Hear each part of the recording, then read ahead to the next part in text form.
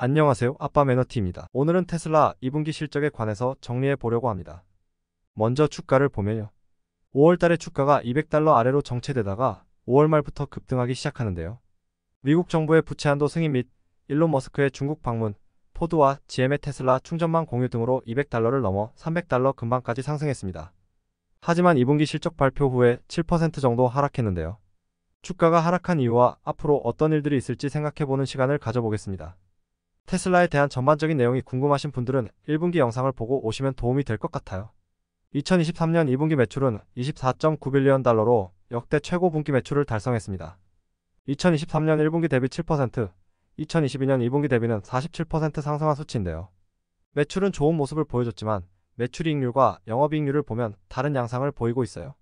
2022년 1분기에 제일 높은 수익성을 보인 이후로 계속 하락세입니다. 2023년 2분기의 매출이익률은 18%, 영업이익률은 10%까지 떨어져요. 어디가 문제일까요? 먼저 판관비부터 보면 연구개발비와 일반행정비 매출액 대비 비중이 2023년 평균치가 2022년 평균치보다 낮은 걸 알 수 있는데요. 그런 판관비는 오히려 효율적으로 관리하고 있어서 수익성 악화에는 큰 영향을 안 줬다는 거겠죠? 그런 판매 가격이나 매출 원가에 원인이 있다는 건데, 테슬라는 신공장들의 가동률이 높아지고 있고 물류비용 등이 절감되고 있기 때문에 실질적으로 판매 가격을 줄였다는 결론이 나옵니다. 기사를 찾아보면 22년 7월부터 일론 머스크가 가격 인하에 대한 시그널을 준 이후로 10월 중국 차량 가격을 9% 인하합니다. 기사의 내용은 이제 인플레이션은 피크치를 찍었고 디플레이션이 오면서 경기 침체가 일어날 것이라고 했습니다. 그래서 제가 대략적으로 차량 가격을 산출해 보았는데요. 보고서에 나온 자동차 판매 실적과 비용을 인도량으로 나눠봤습니다. 빨간색 선이 대당 판매 가격, 파란색 선이 대당 비용, 보라색이 이익률이고 회색으로 음영 처리된 부분은 인도량입니다. 2022년 2분기를 제외하고 인도량은 계속 상승세고 2023년 2분기에 46만 6천 대를 인도했어요. 2022년 1분기까지 대당 가격과 이익률이 계속 상승하다가 2022년 2분기에 차량 가격은 올랐는데 이익률은 급감해요. 2분기에 상하이 공장 셧다운으로 생산을 많이 못했지만 수요가 살아있기 때문에 차량 가격을 더 올려서 손실을 최소화했다고 해석됩니다. 3분기에는 셧다운이 풀리면서 인도량이 늘어나 이익률은 조금 늘었습니다. 하지만 그 이후부터는 인도량은 계속 늘지만 대당 가격과 이익률이 급격히 떨어집니다. 20%가 넘는 이익률은 이제 10%대로 떨어졌네요. 앞으로 수익성이 악화될 것으로 보면서 주가가 많이 하락했다고 볼 수 있습니다. 그럼 테슬라의 입장은 어떨까요? 2023년 5월에 있었던 연례주주 총회와 7월 2분기 컨퍼런스 콜을 봤는데요. 두 회의에서 일론 머스크는 금리를 올리면 자동차 회사는 차량 가격을 올려야 하지만 사람들은 대출로 차를 사기 때문에 부담을 느껴 수요가 줄어들게 되고 결국 자동차 회사는 수요 감소로 가격을 낮추게 되고 수익이 악화된다고 했는데요. 테슬라는 거시경제는 통제가 불가하기 때문에 시장 상황에 맞춰서 가격 조정을 했고 상황이 더 안 좋아지면 더 내릴 의사도 있다고 했습니다. 이 말만 들으면 안 좋은 상황으로 보이지만 뒤에 덧붙인 말들이 의미심장하게 들렸습니다. 단기로 보면 쉽지 않지만 장기적으로 경기가 좋아지면 가격을 올릴 수 있게 될 것이라고 했고요. 테슬라는 중간 딜러가 없기 때문에 수요와 생산을 실시간으로 확인할 수 있고 수요에 맞춰서 가격을 조정할 수 있다고 말합니다. 수요와 공급을 계속 보고 있기 때문에 현재 상황에서 최선을 다하고 있는 것이고 수요가 늘면 자연스럽게 수익성은 좋아질 것입니다.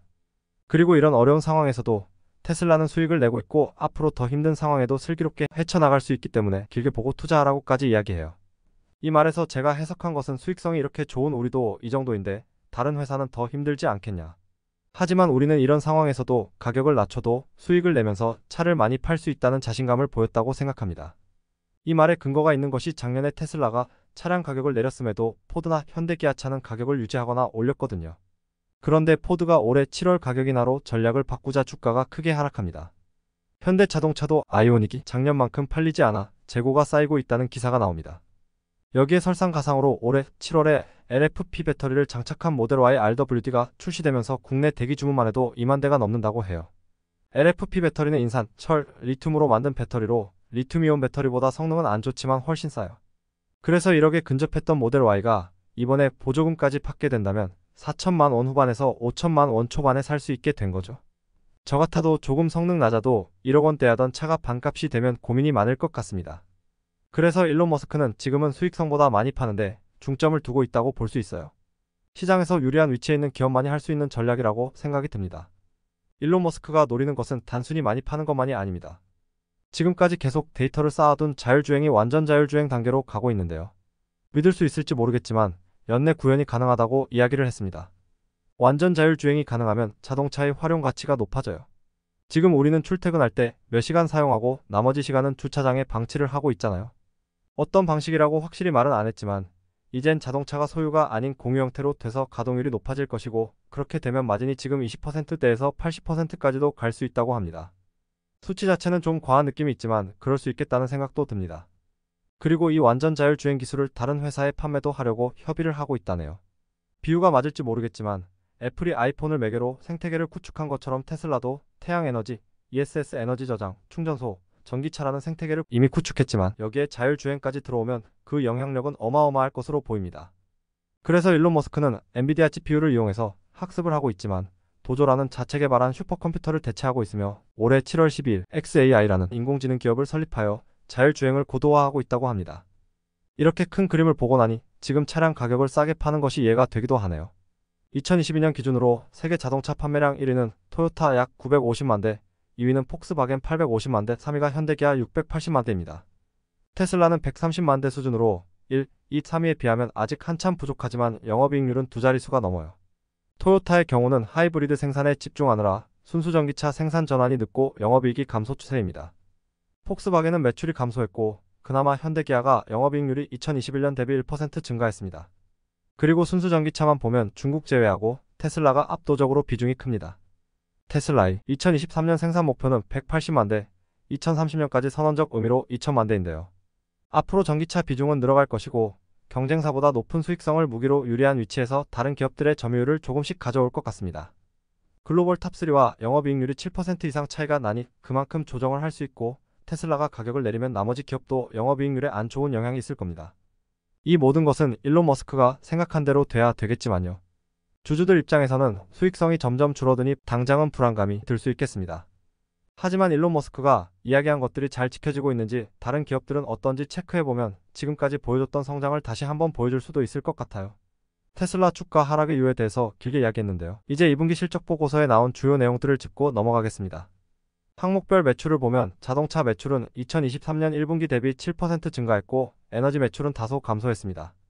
분야별 이익률을 보면 에너지 사업의 이익률이 2023년 1분기에 11%였는데 2분기는 18%로 역대 최대 이익률을 보여주는데요. 보고서에 따르면 에너지 저장 장치인 메가팩 생산이 늘어나면서 평균 비용이 줄었다고 해요. 지금은 자동차 성장보다 에너지 쪽 성장이 더 크다고 합니다. 일론 머스크는 에너지 쪽은 20에서 30%까지 마진이 가능할 수 있다고 했어요. 이제 상하이에도 메가팩토리를 짓는다고 하니 에너지 사업은 본격적으로 성장하는 단계로 보입니다. 지역별 매출을 보면 미국 매출은 별로 안 늘었지만 중국과 기타 매출이 크게 증가했습니다. 중국의 영향력이 어마어마하다는 것을 알 수 있고요. 미국 다음으로 중요한 고객이니까 미중 갈등 속에서도 중국을 방문하고 했던 것 같습니다. 에너지 관련 지표도 볼까요? 충전소는 빠르게 증가하고 있습니다. 이미 북미 표준이 되고 있기 때문에 영향력은 더 커질 것으로 보여요. 에너지 저장 부분은 2분기 조금 떨어졌지만 역대 두 번째로 높은 분기 실적을 보이고 있습니다. 캘리포니아의 레스롭이라는 곳에 메가팩토리가 운영 중인데 라인 증설 중이며 2024년에는 캐파가 2배가 될 예정입니다. 태양에너지는 1분기와 같은 수치가 나왔는데 고금리로 인해 구매력이 떨어졌다고 해요. 재무 상태도 간단히 짚고 넘어갈게요. 자본과 현금은 계속 늘고 있고 부채 비율은 점점 줄이고 있는 상황입니다. 유동성을 보면 안전빵으로 볼 수 있는 150%를 넘어 계속 증가하고 있고 재고도 이번에 조금이지만 줄였습니다. 현금 흐름은 1분기의 영업 현금 흐름과 FCF 잉여 현금 흐름이 많이 감소했었지만 다시 반등을 했어요. 1분기와 비슷한 수준으로 유형 자산에 투자했음에도 FCF가 크게 상승한 점은 의미가 있어 보입니다. 재무 상태는 벌어들이는 돈으로 투자도 하고 잉여 현금을 쌓는 선순환되는 구조로 점점 좋아지고 있습니다. 추가 소식으로는 3분기에는 공장 시설을 업그레이드해서 생산량이 조금 줄어들 것으로 보고 있는데요. 이 부분 역시 주가 하락에 영향을 크게 줬을 것 같아요. 하지만 오스틴, 베를린 공장 가동률이 높아지면서 원자재, 제조 비용, 물류 비용이 개선되고 있다고 합니다. 4680 배터리 셀은 1분기 대비 생산량이 80%가 늘었고 수율도 개선되어 원가가 25% 감소되었고요. 사이버 트럭은 올해 인도될 수 있을 것으로 보이고 내년에 대량 생산이 가능할 것으로 보입니다. 그리고 기사로 본 건데 일론 머스크가 인도 총리를 만나서 인도의 3천만 원 수준의 저가 신차를 생산하기 위한 공장 건설을 논의하고 있다고 하는데요. 이게 성사되면 앞으로 테슬라의 점유율은 엄청나게 늘어날 것 같네요. 정리한 내용은 여기까지 정리하고요. 결론은 단기로는 수익성이 안 좋아질 수 있으나 길게 봤을 때 일론 머스크가 말한 부분이 실현되면 더 경쟁력을 갖출 수 있을 것 같습니다. 틀린 게 있거나 조언이 있으시면 언제든지 가르침 주시고요. 미국 기업들 실적이 계속 나오고 있는데 열심히 공부해서 도움이 되실 만한 영상을 만들도록 하겠습니다. 감사합니다.